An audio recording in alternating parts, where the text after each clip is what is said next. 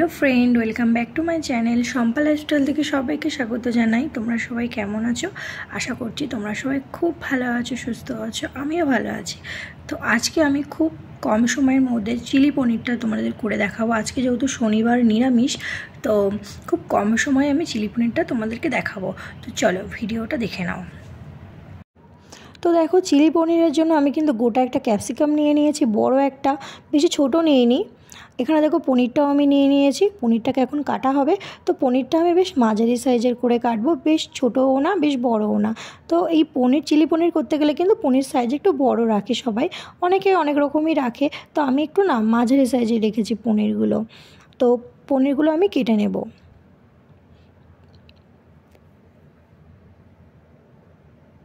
তো আমার পনির কাটা হয়ে গেছে, সব দেখতেই পাচ্ছ কেমন করে আমি পনির কেটেছি।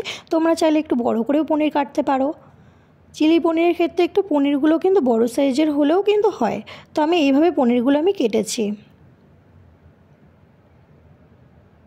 তারপরে দেখতে পাচ্ছ আমি যে ক্যাপসিকামটা নিয়েছিলাম, সেই ক্যাপসিকামটা কিন্তু এইভাবে কেটে নিয়েছি। তারপর আমি এক এক করে পনিরের মধ্যে নিয়েছি কর্নফ্লাওয়ার 1 চামচ, তারপর নিয়েছি কাশ্মীরি লঙ্কার গুঁড়ো 1 চা চামচ নিয়েছি, তারপরে দেব জিরের গুঁড়ো 1 চা চামচ। তারপরেও কিন্তু এটা অ্যাড করতে হবে। এখানে নিয়েছি গোলমরিচের গুঁড়ো 1 চা চামচ, তারপর নিয়েছি নুন, তারপর নিয়েছি হলুদ। তো এইভাবে সব একসাথে সবগুলোকে পরিমাণ মতো দিয়ে তারপর কিন্তু আমি মাখিয়ে নেব, ভালো করে মিশিয়ে নেব। তো অল্প অল্প পরিমাণে প্রথমে মিক্স করে নিতে হবে, কারণ পরেও তো দিতে হবে। তো ভালো করে আমি একটার পর একটা আস্তে আস্তে কিন্তু আমি মিক্স করে নিয়েছি, কারণ পনিরগুলো যাতে ভেঙে না যায়। কিন্তু পনিরগুলো কিন্তু বেশ টাটকা ছিল। তো পনিরগুলো দেখো আমার পুরো মেশানো হয়ে গেছে। আমি কিন্তু সাদা তেলটা ভালো করে গরম করে নিয়ে পনিরগুলো কিন্তু আমি দিয়ে দিয়েছি। তো পনিরগুলো কিন্তু আমি বেশ ভাজা ভাজা করে নিয়েছি, দেখতেই পাচ্ছ। খুব বেশি কড়া ভাজা করলে কি হবে, পনিরটা খেতে কিন্তু নরম হবে না। তো পনিরটা আমি হালকা ভাজা করেছি, দেখো পনিরটা পুরো পকোড়ার মতো দেখতে লাগছে। আর এখানে দেখো ক্যাপসিকামটা কিন্তু তেলে আমি ভালো করে ভেজে নিয়েছি। তো এখানে দেখো ক্যাপসিকামের মধ্যে ভালো করে কিন্তু অনেক রকম মশলা দিতে হবে, যেগুলো আমি অ্যাড করেছিলাম মেশানোর জন্য, সেইগুলোই দিতে হবে। তো এখানে নিয়েছে সয়া সস, আর নিয়েছে জিরের গুঁড়ো, গোলমরিচের গুঁড়ো। দেখো আমি সব কিন্তু একসাথে দিয়ে দিচ্ছি।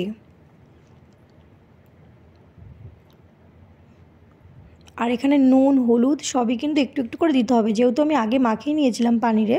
তো এখানে যেহেতু অল্প অল্প করে দিতে হবে, পরে তোমরা টেস্ট করে দেখে নামিয়ে নেবে।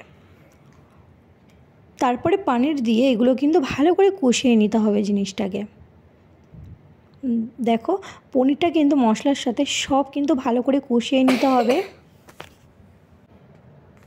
দেখো পনিরগুলো কিন্তু ভালো করে কষিয়ে নেব একটু হালকা করে। তারপরে কিন্তু আমি জল অ্যাড করব। তারপরে দেখো আমার জল দেওয়া হয়ে গেছে, পরিমাণ মতন জল দেবো। এটা কিন্তু পুরো মাখা মাখা হবে, বেশি ঝোল হবে না, পুরো মাখা মাখা একদম হবে। খেতে কিন্তু দারুণ হয়েছে।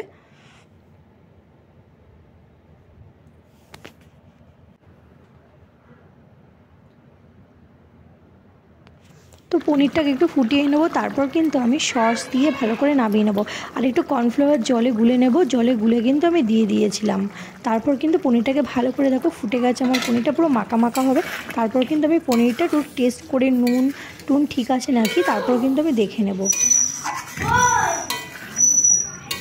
তো এইভাবে তোমরা খুব কম সময় কিন্তু পনিরটা রান্না করতে পারো, খেতে কিন্তু দারুণ হয়। একঘেয়েমি পনির আলু দিয়ে কষা বা ঝোল করো, সেটাকে থেকে কিন্তু এইগুলো মাঝে মধ্যে করে কিন্তু খাওয়াই যায়। ক্যাপসিকামটা কিন্তু দারুণ গলেছে, ক্যাপসিকামটা একটু ছোটো করে কাটা হয়েছে বলে ক্যাপসিকামটা কিন্তু দারুণ গলেছে। আর পনিরটাও দেখো এখানে খুব সুন্দর বেশ সফট হয়েছে, আর বেশ মাখা মাখা ঝোল হয়েছে। বেশি কড়া করে ভাজবে না তোমরা, কড়া করে ভাজলে কিন্তু ভালোই লাগবে না। আর এখানে দেখো আমার কমপ্লিট পনির। তো এই পর্যন্ত ভিডিওটা ভালো লাগে সাবস্ক্রাইব করে দিও, টাটা।